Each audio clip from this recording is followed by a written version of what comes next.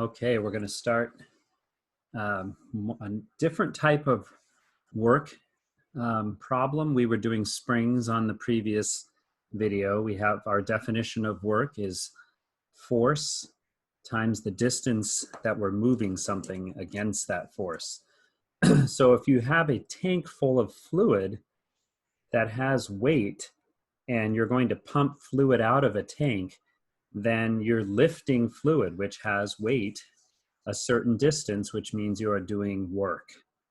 So here's an example. Let's say we have a hemispherical bowl-shaped tank that has a radius of 6 feet, and it's filled to a depth of 3 feet. Okay.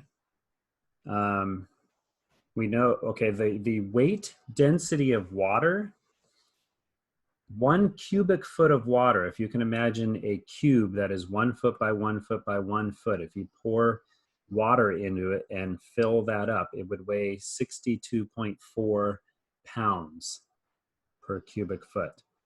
Okay, so we have the weight density of water. Our bowl is filled to a depth of 3 feet. And we want to calculate the work that's required if we had a pump set up at the top of the tank and we were pumping water up to the top. That's going to require work. All right, so each molecule of water has some weight, right? It has a certain density, but not all of the water requires the same amount of work. We know work is force times distance. So for instance, these molecules of water on the surface only have to be pumped 3 feet to get to the top, whereas a molecule down here at the bottom of the tank has to be pumped 6 feet. So molecules that would require the same amount of work to pump to the top would all lie at the same depth, okay, and equidistant from the top of the tank. So we want to consider horizontal cross sections, which, remember, this is a hemispherical bowl, so it looks like a rectangle here, but that would really be a thin disc, right? A very thin disc of water. And we can think of the water as horizontal slices are a bunch of discs of different radii. Okay, so in the spirit of an integral, right, we'll set up a formula. We're going to need the volume of one of these discs, and we know the formula is pi r squared times the thickness, which we're going to call dy. Okay, so this brings up another issue. We saw this with the spring problems. When you're doing these pumping fluids out of a tank, what makes it difficult for some people is you have to come up with your own coordinate system. Okay, so what I've done off to the side, because the amount of work is dependent on how far we lift it, I'm going to call y equals 0 the top, and I'm going to measure y positively downward, right? So the top of the water is 3 feet from the top. So I'm going to call that y equals 3. I'm going to call this y equals 6 at the bottom. You can use negative if you want. It's a little bit of an adjustment. We're used to things going down, like if you're graphing things, that would be a negative y value.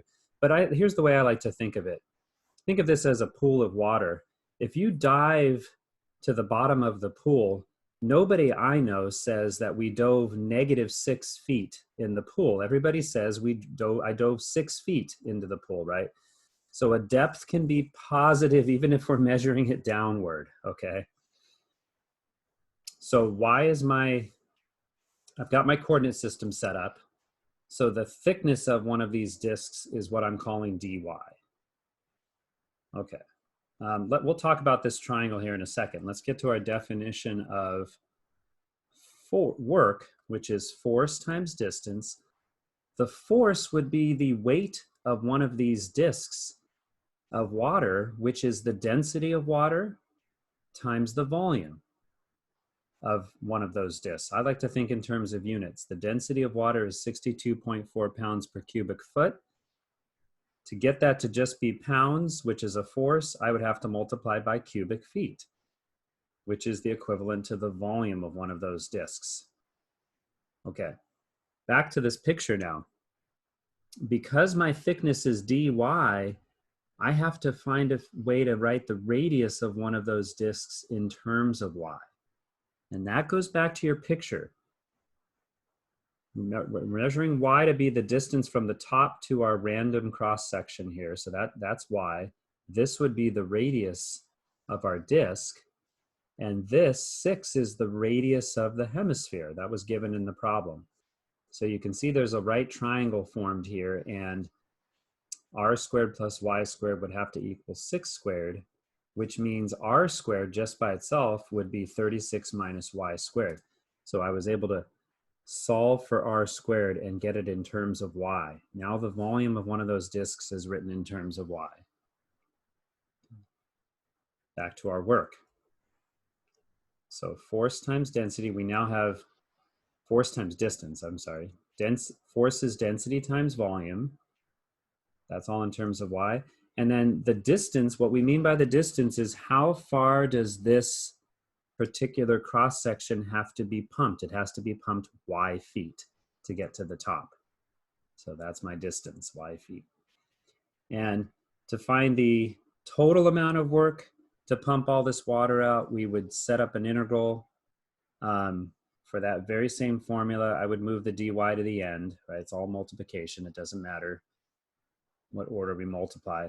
And then as far as limits for y go, think about this. Y equals 0 is at the top. You're not pumping any water. There's no water up here. The first water you encounter is at a depth of 3 feet.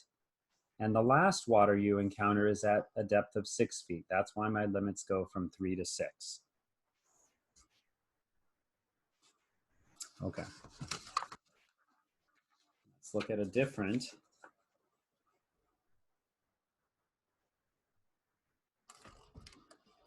tank problem. So here we have a cylindrical tank. I guess I better keep it out a little bit. A cylindrical tank. Let's talk about the tank here first. It is 10 meters tall is the tank, and it's half full, so it's filled to a depth of 5 feet. Let me zoom in on the tank here so you can see that. There we go.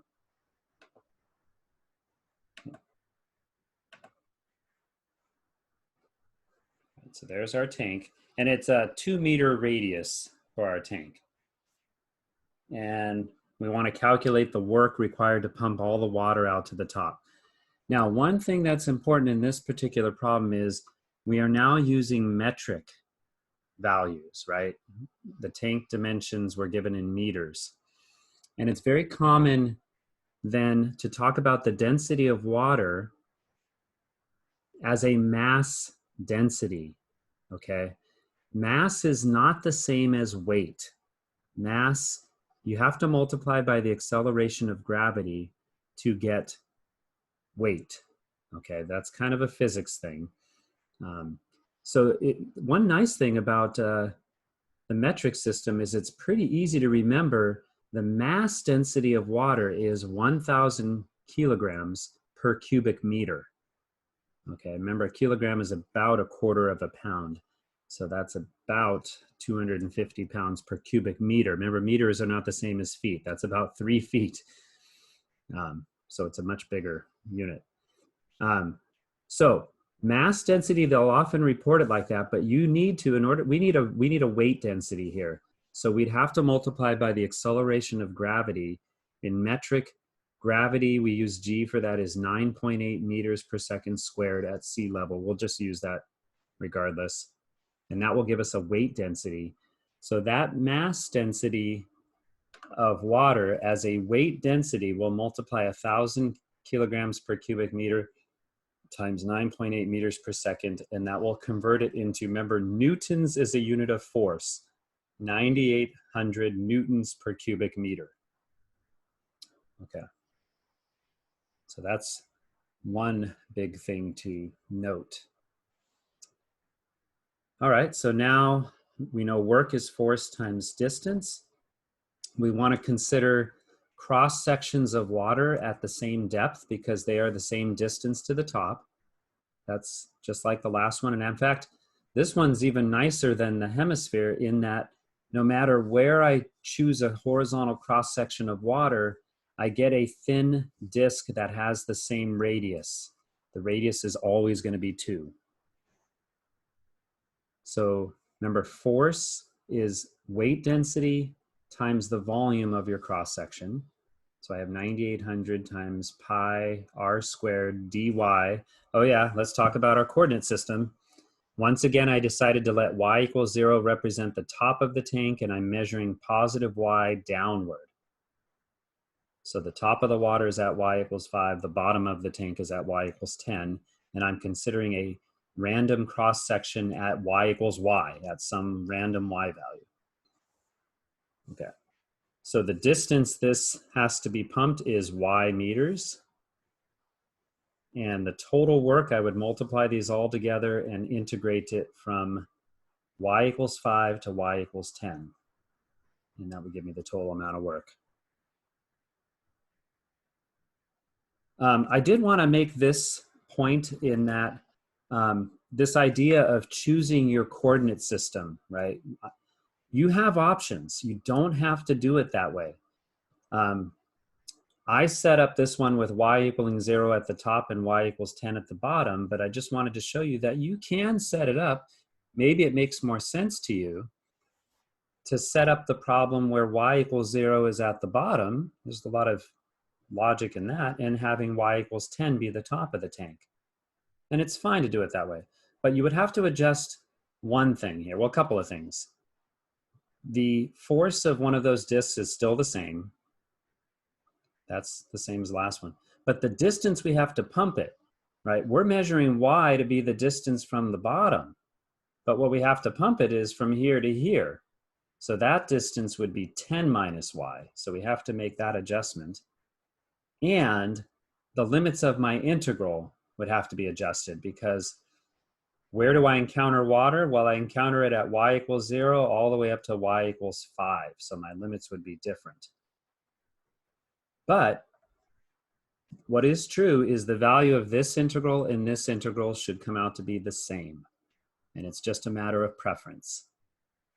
And I worked it out just so we could, for my next example, if you actually work out that integral, I didn't show any work here, but you get about 4.6 times 10 to the 6, so 4.6 million joules. Remember, a joule is a Newton meter. Okay, and here's why I did that. Okay, this is kind of a cool engineering topic.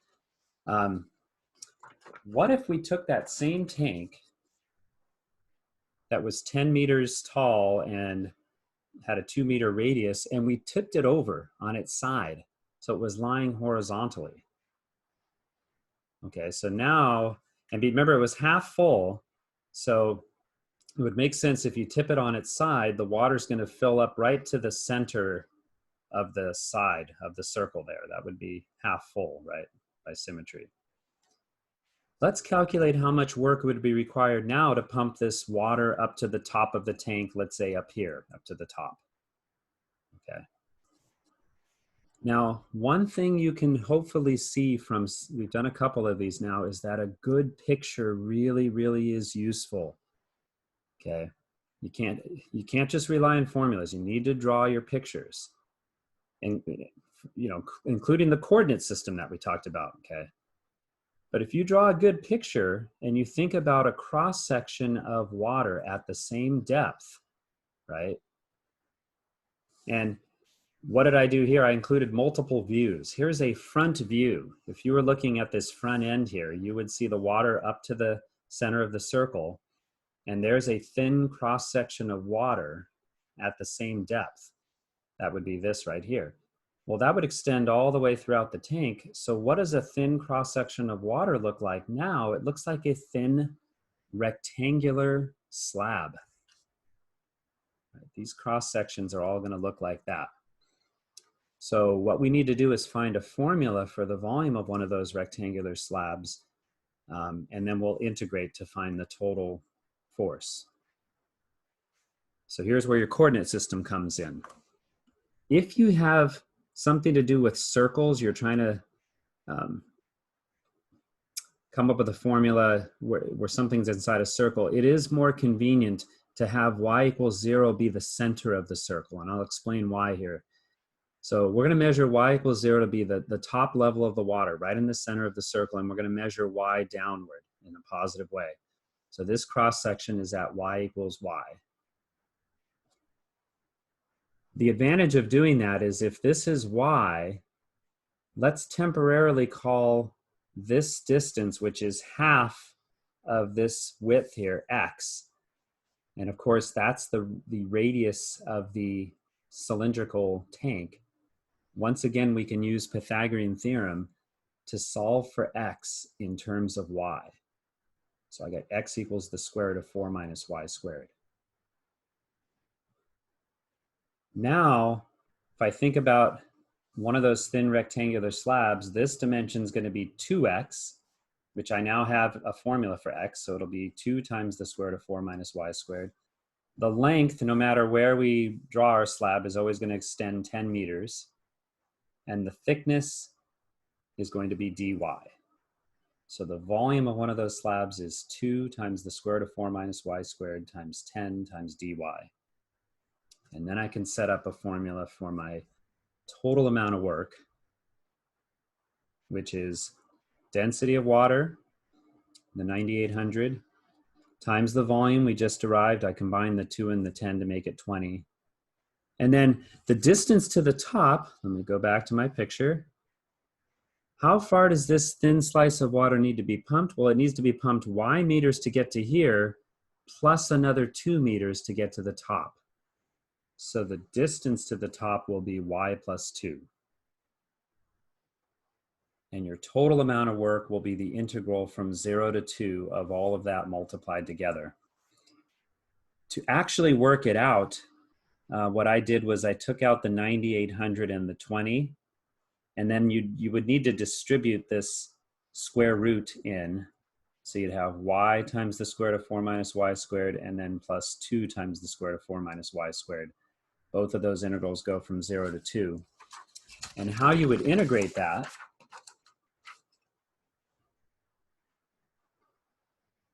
the first integral is a good u substitution example. Let u equal the inside of your square root.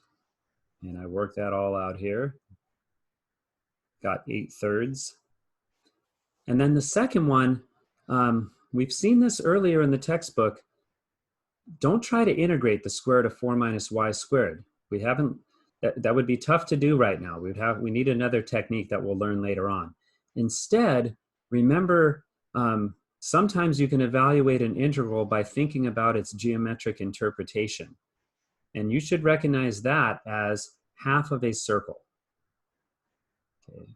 If you took the circle x squared plus y squared equals 4 and solve it for x, you will get that. I guess I could think of it, since it's in terms of x, as the right half of a circle.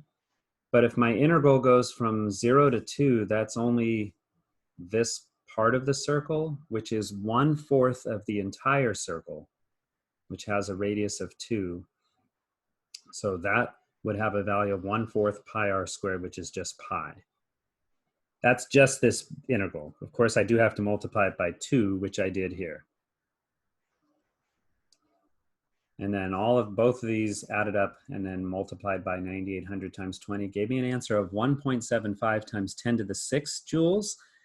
And if you compare that to the tank when it was standing upright, remember we got like 4.6 times 10 to the 6 joules? That's significantly less work.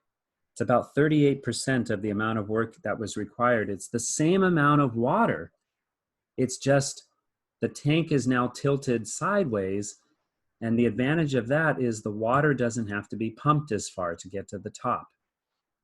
And so this might explain, if you've seen tanks, I think of propane tanks, they're often lying on their side, right? They're not lying straight up like a can, they're lying on their side. And one reason for that is it requires less work to pump stuff out of a cylinder when it's lying on its side.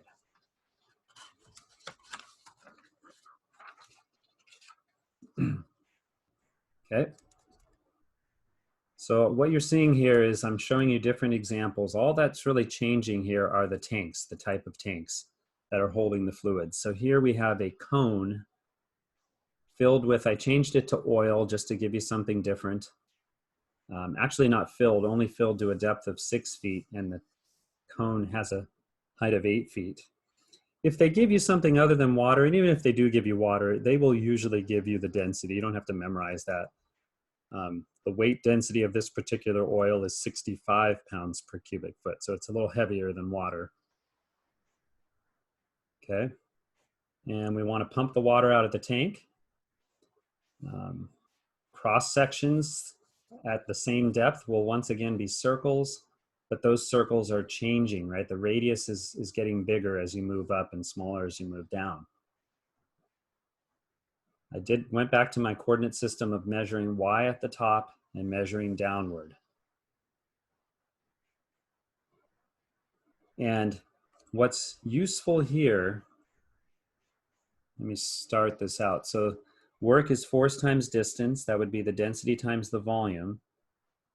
65, the density, the volume of one of those discs is pi r squared dy. And the depth the distance we have to pump that thin disc of oil is y feet to get to the top. So that's why. The challenge here is trying to figure out what r is, what the radius of one of those discs is in terms of y. But you've seen this trick before, probably in 21A. There are a number of problems that involved using similar triangles. If you extract two triangles, one of them being this one here and the other one being from the tank, 2 and 8, we can use similar triangles and set up the proportion. R corresponds to 2 in the same ratio as 8 minus y is. This distance is to the entire distance, which is 8. And you can manipulate that and solve it for y, r, in terms of y, plug that in. And in this case, I'm not going to work out the integral. I just left it there. So this gives you a good idea of how to set up integrals for pumping fluids out of different types of tanks.